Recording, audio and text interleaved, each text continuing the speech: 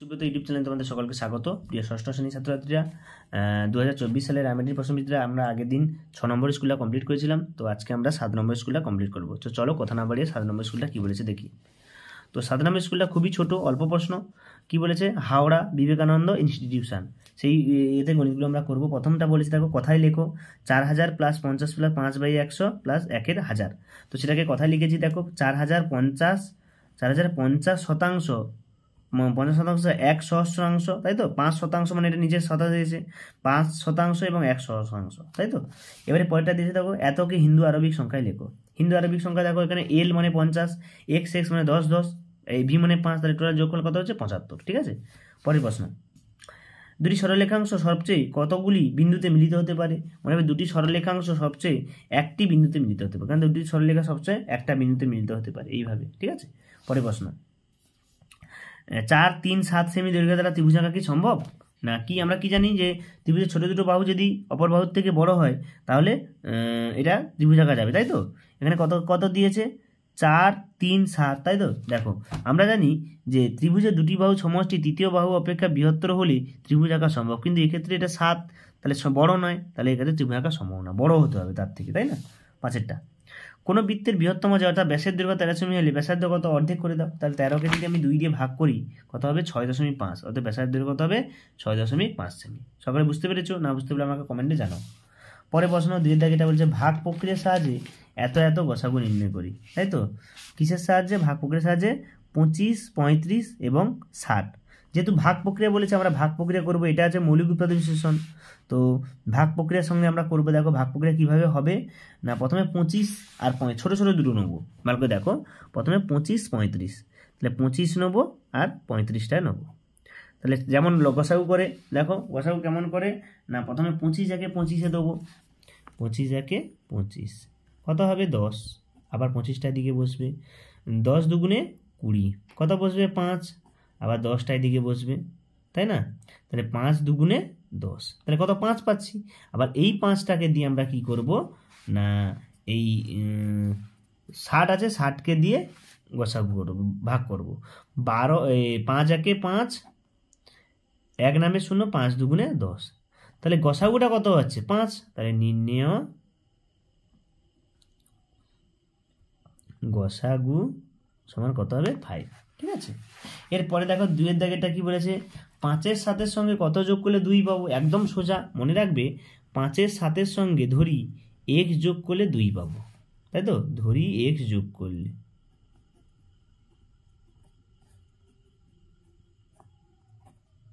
x যোগ করলে 2 পাবো। তাহলে এটা দেখো ওদিকে যাবে, বা x সমান 2 বিয়োগ 5-এর 7, এটাকে কি ভগ্নাংশে যোগ বিয়োগ করবে। কত হবে? 7 ওখানে 14 হবে, -5/7। তাহলে অ্যান্সারটা কত হবে? 14 থেকে 5 বাদ দিলে কত হবে? 9/7 সমান কী হবে? 1/2-7, তাই তো। এটাই হবে অ্যান্সার। তাহলে অতএব 5-এর 7-এর সঙ্গে দিয়ে 1/2-7 যোগ করি, তাহলে আমরা 2 পাবো। পরের প্রশ্ন, সরল করতে বলেছে, একটা সরল দিয়ে দিয়েছে বড় করে। ঠিক আছে, তো এখানে সরল দেখো, প্রথমে কি প্রথম বন্ধনী কাজ করবে, তাই তো। তারপরে এখানে দ্বিতীয় বন্ধনীর ভিতরে কাজ হবে। যোগ আর বিয়োগের আগে আগে যোগ হয়, সরলের নিয়ম যেমন আগে যোগ হয়। তো সেক্ষেত্রে আমরা ক্যালকুলেশন করেছি, কত পাচ্ছি সরলে? 52। তাহলে অতএব নির্ণয় সরল ফলটা কত হবে? 52। এখান থেকে সুন্দর করে তোমরা দেখে নেবে। ঠিক আছে,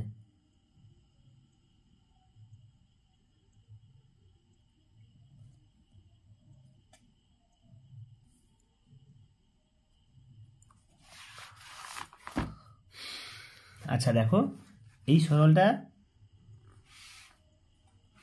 একটু সমস্যা হয়েছে, এইটা একটু ভুল হয়েছে। তো এইখানে সঠিকটা করে দেওয়া আছে সুন্দর করে।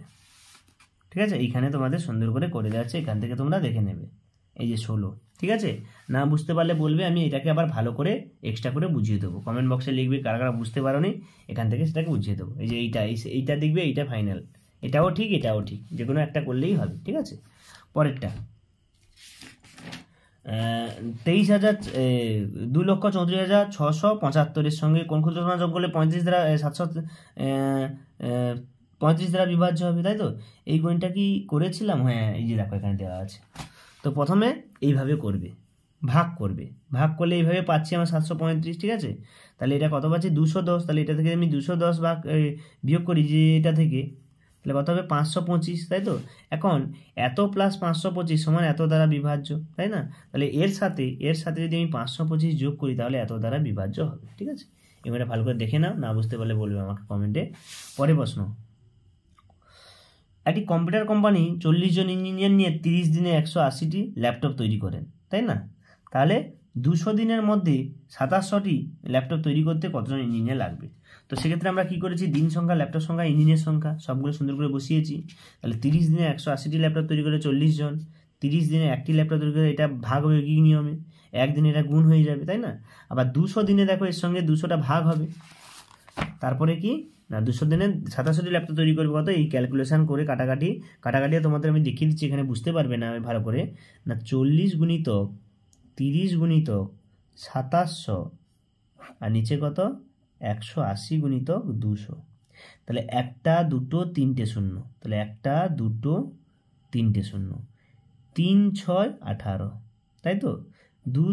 20 দুগুণে 40, 10 দুগুণে 20, 3 দুগুণে 6, 3 নং 27, দেখো 10 9 90, সেই 90 জন ইঞ্জিনিয়ার লাগবে। কাটাকাটিটা এখানে ভালো করে করবে, ওখানে না বুঝতে পারলে, ঠিক আছে।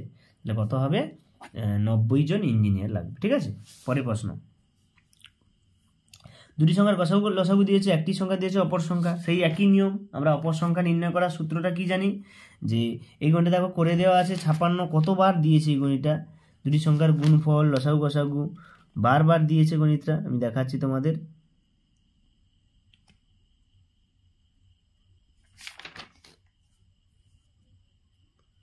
এই যে 2 নম্বর স্কুলে করে দেওয়া আছে, দেখো দুটি সংখ্যার লসাগু 8 ও 280 হলে 56, 156 অপর সংখ্যাটা কত। তো এটাও সেই সেম গণিতটাই দিয়েছে, তাই না, কোনো আলাদা নেই, হুবহু গণিত ওখান থেকে তোমরা করে নেবে, 2 নম্বর সেট থেকে দেখে তোমরা করে নেবে। তো আজকে 7 নম্বর স্কুলটা আমরা কমপ্লিট করলাম, পরের ক্লাসে আমরা 8 নম্বরটা স্কুলটা আলোচনা করব। তো প্রত্যেকে আমি বলে রাখি, যারা চ্যানেলে নতুন সাবস্ক্রাইব করো, বন্ধুদেরকে শেয়ার করো, লাইক করো, কমেন্ট করো, এবং কোনো সমস্যা থাকলে আমাকে কমেন্ট বক্সে জানাও, আমি সেটাকে সহজে সলভ করে দেবো। সকলকে ধন্যবাদ।